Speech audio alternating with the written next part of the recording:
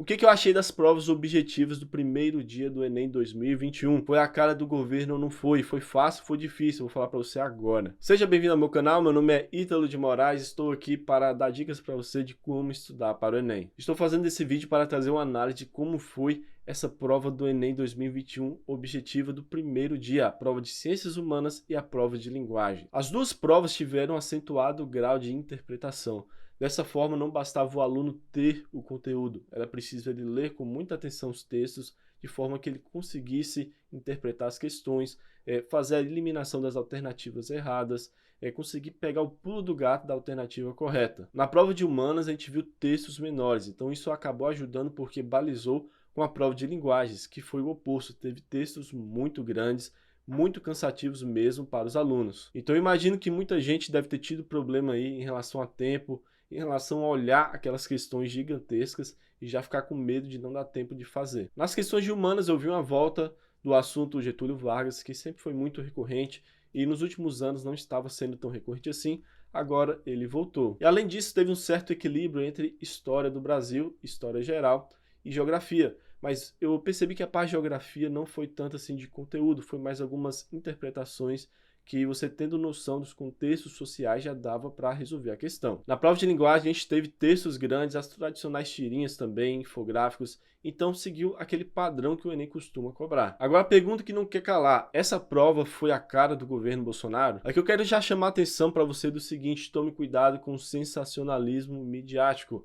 Por quê? Porque se você for parar para pensar, toda vez em véspera de SISU, em véspera de prova de Enem, acontece alguma treta em relação ao governo e o Enem. E muitos seguidores ficaram preocupados, será que essa prova vai mudar tanto assim? Será que vai haver lá, por exemplo, a defesa da ditadura militar? Eu falava para os meus seguidores, olha, não se preocupe com isso, a prova não vai mudar desse jeito, você vai ficar praticamente a mesma coisa. E não deu outra, a gente viu aqui diversos temas sociais na prova, seja em questão das desigualdades com as mulheres, a questão prisional também relacionando com a necessidade de políticas públicas. E a questão também da escravidão no Brasil, como os escravizados eram tratados de forma desumana e preconceituosa. Teve inclusive a questão lá falando da primeira-dama dos Estados Unidos na época do Obama. Aí você vai perguntar, certo, Ítalo, como é que você sabia que não haveria mudanças bruscas nessa prova? Gente, é por causa do seguinte: o próprio formato da prova do Enem não permite mudanças bruscas. As questões do Enem necessariamente devem ser testadas antes com certo grupo de controle, elas também devem ser calibradas e deve haver também uma verificação se elas estão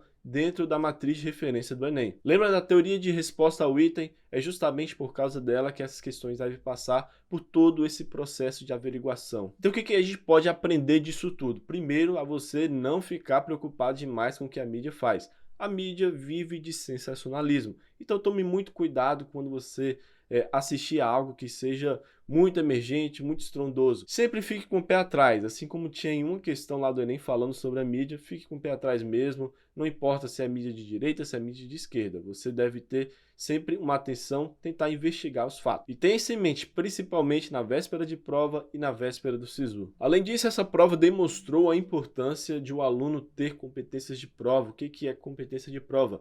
É saber interpretar bem as questões, é ter resistência, passar muito tempo lendo e não cansar tanto assim. É claro que todo mundo vai cansar, mas a pessoa que está mais acostumada com a leitura, em fazer questões, por exemplo, ela vai conseguir ter mais resistência. Ou seja, o Enem não é somente conteúdo, é preciso ter um certo costume com leitura, principalmente de obras literárias mais clássicas, como de Machado de Assis. Eu acho que ajuda bastante. E o principal ponto é o aluno ter o costume de fazer questões. Se o aluno ficar só assistindo a aulas, ele vai ler menos. E quando o aluno faz questões, além de ler mais, o aluno vai começar a pegar os macetes das questões, vai começar a anotar as pegadinhas, vai conseguir interpretar melhor. E além disso, ao ler muitas questões, todo dia ler e fazer questões, o aluno vai ler mais rapidamente. Ou seja, a prática é muito importante porque o Enem tenta te vencer pelo cansaço. Agora eu quero saber de você o seguinte: o que você achou dessa prova? Você concorda comigo em relação à linguagem, em relação a humanas? Coloca aqui nos comentários que eu quero saber o que você achou. Peço que você deixe o seu like e se inscreva para você receber todas as novidades desse canal, que eu estou sempre trazendo aqui novidades, comentando sobre a prova do Enem. Além disso, siga o meu Instagram, italo.gabaritaveste, porque lá você encontra dicas diárias de como estudar para o Enem, de como acertar mais questões. Muito obrigado por ter visto esse vídeo até aqui e até a próxima.